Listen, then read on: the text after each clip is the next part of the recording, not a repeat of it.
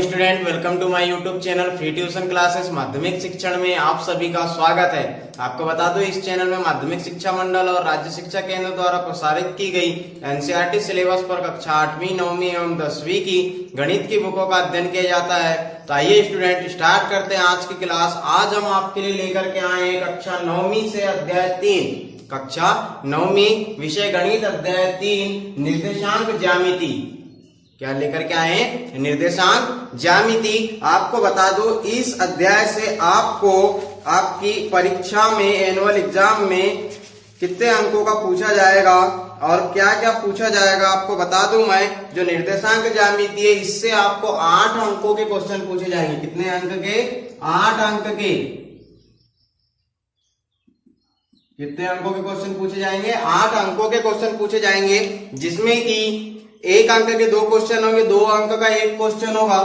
1 अंक के 2 क्वेश्चन यानी कि 2 सही विकल्प होंगे, न्यू टाइप होंगे। फिर 2 अंक का 1 क्वेश्चन होगा और उसके बाद आप देखेंगे 4 अंक का 1 क्वेश्चन होगा। फिर 4 अंक का 1 क्वेश्चन होगा, यानी कि 4 2 6 और ये 2 8। 4 2 6 और 2 8। एक अंक के 2 क्वेश्चन, 2 अंक का 1 क्वेश्चन और 4 अंक का 1 क्वेश्चन। इस तरह से आपको निर्देशांक ज्यामिति से आपके वार्षिक परीक्षा में कुल 8 अंकों के प्रश्न पूछे जाने हैं। और आपको बता दूं, हम आज पढ़ने जा रहे हैं अध्याय 3 कक्षा 9वीं का।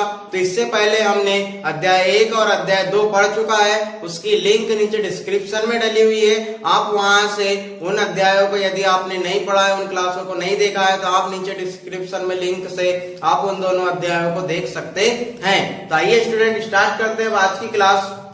क्या आज की क्लास निर्देशांक ज्यामिति होती क्या है? निर्देशांक ज्यामिति यानी आपको कुछ निर्देशों के द्वारा किसी ज्यामितीय रूप में किसी भी प्रश्न को हल करना।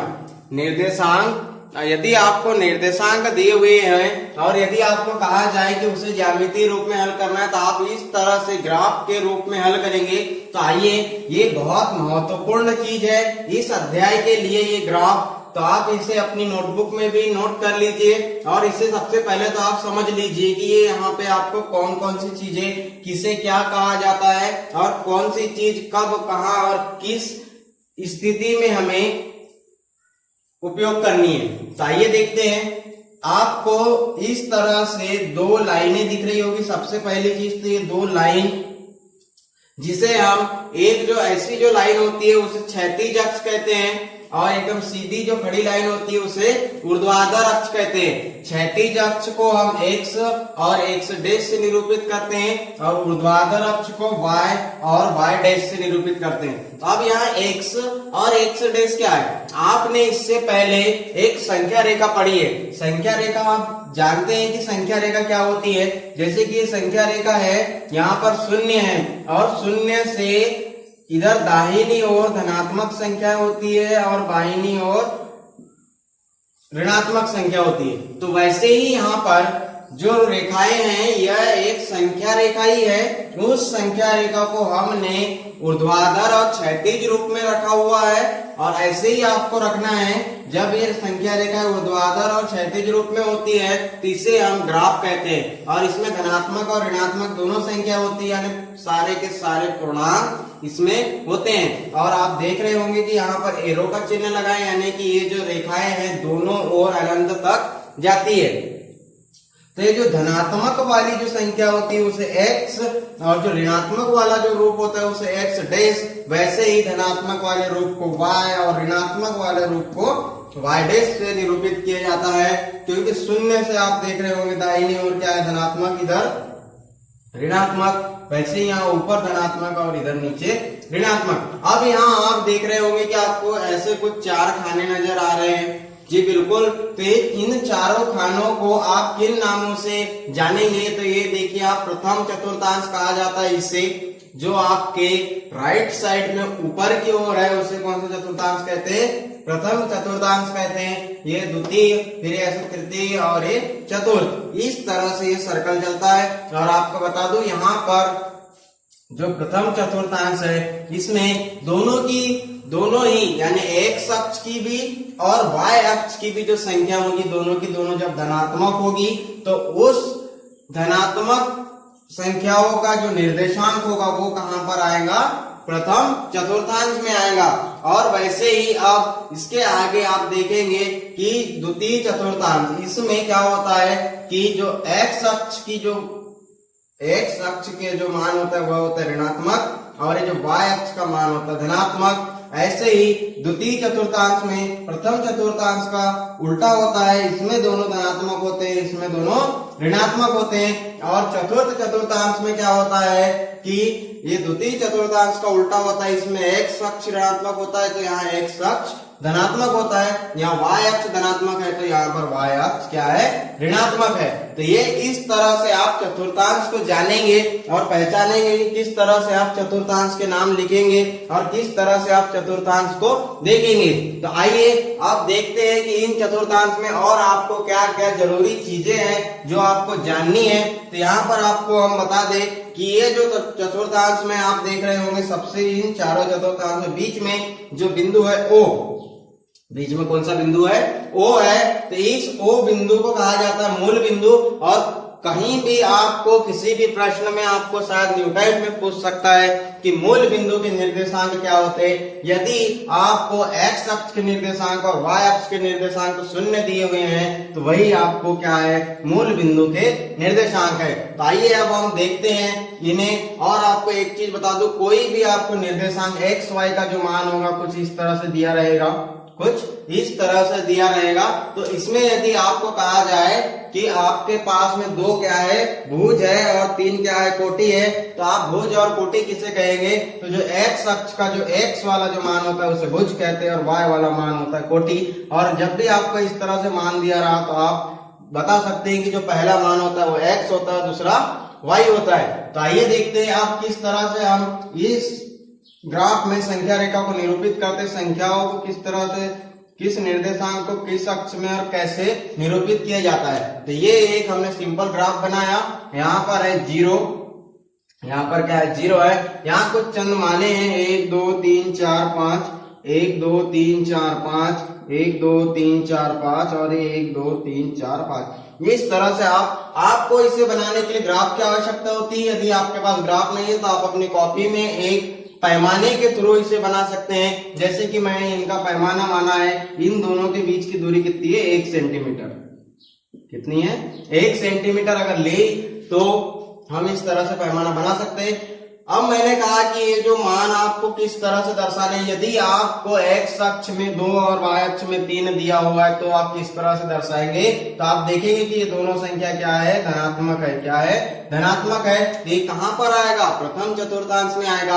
यानी कि x अक्ष ये हो गया, ये x डैश हो गया, ये y हो गया और ये y डैश हो गया। यहाँ पर आपको इस नाम से भी दिया जा सकता है, ऊर्ध्वाधर अक्ष और क्षैतिज अक्ष।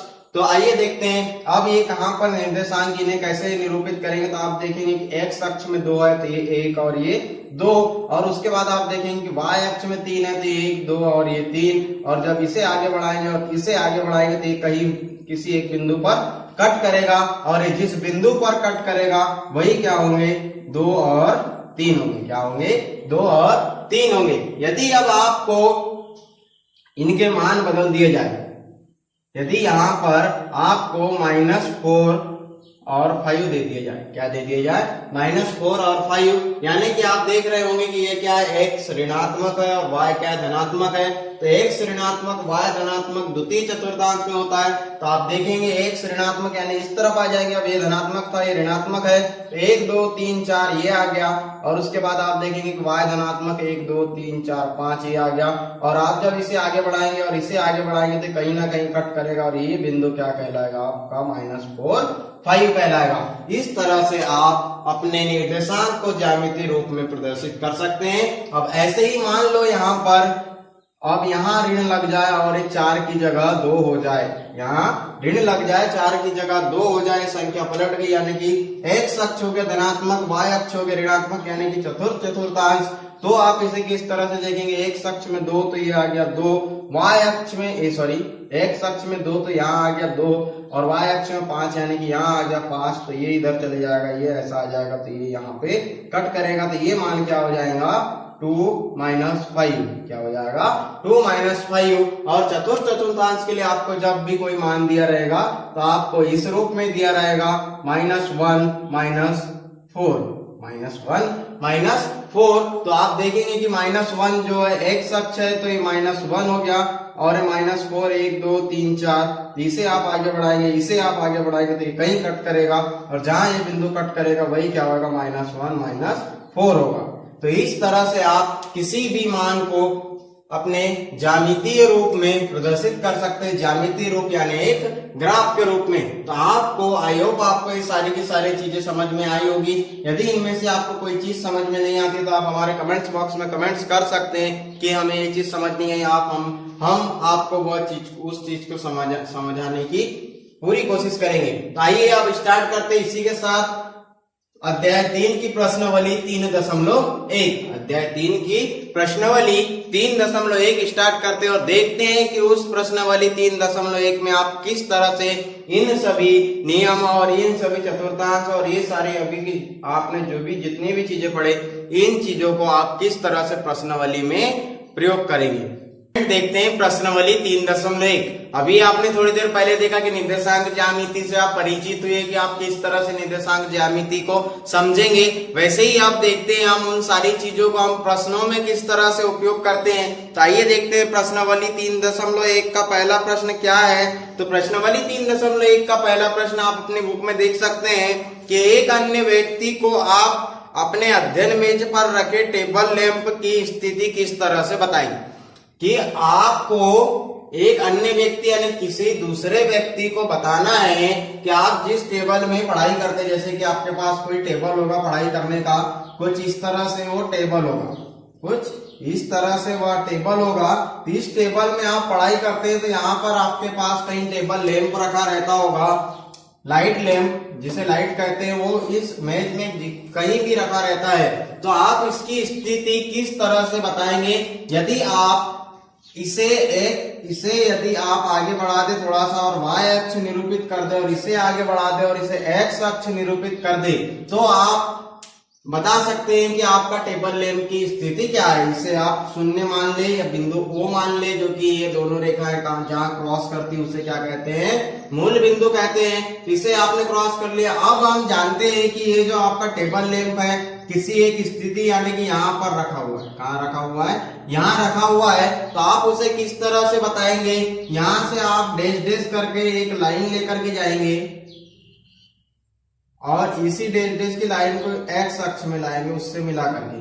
तो अब आप यहाँ पे नाम दे सकते हैं, जैसे कि 1 2 3 4 5, ये 6 हो गया, ये 7, ये 6 और ये 7। फिर उसी तरह से ये 1 2 3 4, ये 5 और ये ऊपर 6, कुछ इस तरह से हो गया। तो आप यहाँ पर देखेंगे कि एक अक्ष में धनात्मक मान 1 2 3 4 5 6 7, 1 2 3 4 5 6, इस तरह से आपके पास जो पैमाना है इस तरह से कुछ बनेगा। और यदि आपके इस टेबल पे आपका लैंप यहाँ रखा हुआ है तो आप इसे कह सकते हैं, किसी दूसरे को बता सकते हैं कि x अक्ष में 6, y अक्ष में 5 और ये कहाँ पर है। यदि आप इसी तरह से बता देंगे तो समझ जाएगा कि टेबल में दोनों संख्या धनात्मक है, यानी प्रथम चतुर्थांश में वह टेबल है और यह स्थिति कहाँ की बन रही है, प्रथम चतुर्थांश की बन रही है।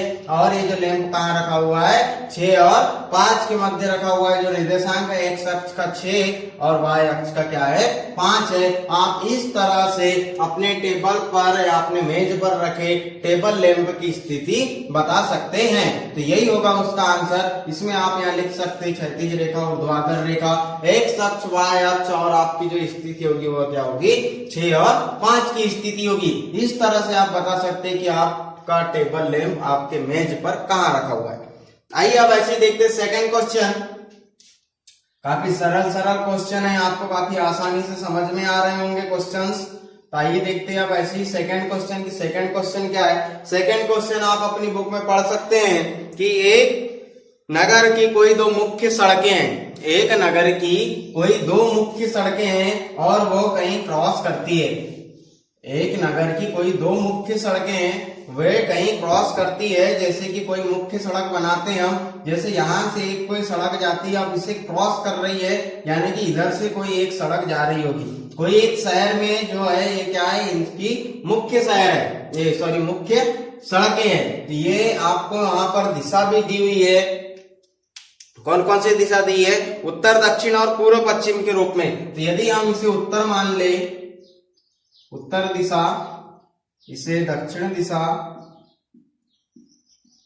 उत्तर दिशा, दक्षिण दिशा, और इसे हम पूर्व मान ले और इसे पश्चिम मान ले। इस तरह से चार दिशा है, चारों दिशा में रोड जाती है। एक रोड ऐसी आती है, एक रोड ऐसी आती है और एक कहीं कट करती है, यानी कि आपका चौक हो गया, जैसे कोई मुख्य बिंदु हो गई जहां पर ये रेखाएं कट करती है। और कहा गया है कि इन रेखाओं पर 200 मीटर की दूरी, यानी 1 सेंटीमीटर बराबर 200, ये आपका जो पैमाना होगा, इसका आपको पैमाना दिया हुआ है 1 सेंटीमीटर बराबर 200 मीटर का। 1 सेंटीमीटर बराबर 200 मीटर का आपको पैमाना दिया हुआ है। और आपको कहा गया है कि यहां पर अब स्ट्रीट सड़कें और भी दूसरी है। ये पैमाना है, पैमाना 1 सेंटीमीटर बराबर 200 मीटर, इस रूप का आपको पैमाना दिया हुआ है। तो यहां पर आप लिख सकते हैं इस तरह से 1 2 3 4 5 6 और 7, 1 2 3 4 5 6 7, 1 2 3 4 5, 1 2 3 4 5 6, इस तरह से आप बना सकते हैं। और आपको आपके क्वेश्चन में ही कहा गया है कि एक साइड से 3 रेखाएं ऐसे क्षैतिज जाती है और एक साइड से 2 रेखाएं क्षैतिज जाती है और एक साइड से 3 रेखाएं ऊर्ध्वाधर जाती है और एक साइड से 2 रेखाएं ऊर्ध्वाधर जाती है, यानी कि इस तरह से कोई और दूसरी सड़कें होगी। ये मुख्य सड़क है शहर की, ये क्या है, मुख्य सड़क है शहर की। अब इसमें से और कोई दूसरी रेखाएं और कोई दूसरी सड़क जाती है कुछ इस तरह से, कुछ इस तरह से ऊपर में कोई एक क्षैतिज रेखाएं जाती है 3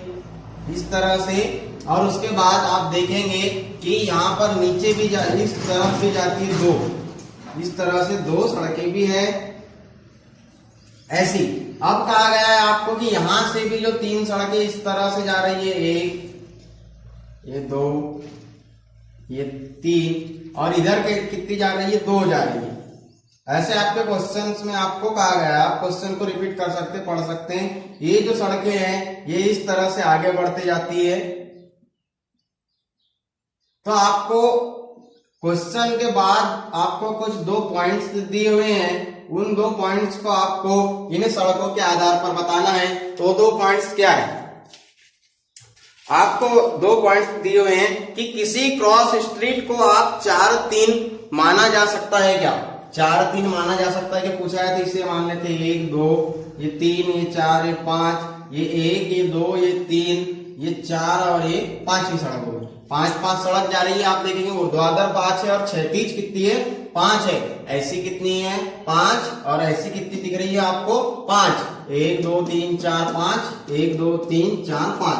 तो ये कह रहा है कि इसे आप क्या क्या मान सकते हैं, क्या 4-3 माना जा सकता है। तो 4 और 3 कहा गया है। तो आप देखेंगे कि सबसे पहले आपको 4 कहा गया है, क्या कहा गया है, 4 और 3, यानी कि आपको x अक्ष का लेना है 4, तो x अक्ष का 4 लीजिए, तो ये है x अक्ष का 4, और y अक्ष का 3 लीजिए, तो इस तरह का जो 3 है ये है। तो ये 3 गया इधर और ये 4 आया इधर, तो ये यहाँ पर मिला, ये आया ना, ये चौथी रेखा और ये तीसरी रेखा ये यहाँ पर मिली।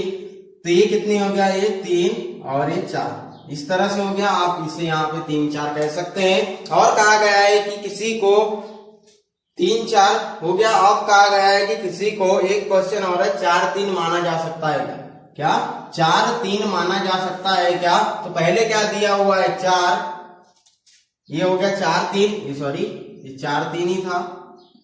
अब कहा गया है किसी को क्या 3-4 माना जा सकता है क्या, क्या मानने कहा है, 3-4, यानी एक अक्ष में क्या है अब 3, यानी कि जो ऐसी जो खड़ी रेखाएं होगी, ऐसी आड़ी रेखाएं कौन सी होगी, 3 होगी।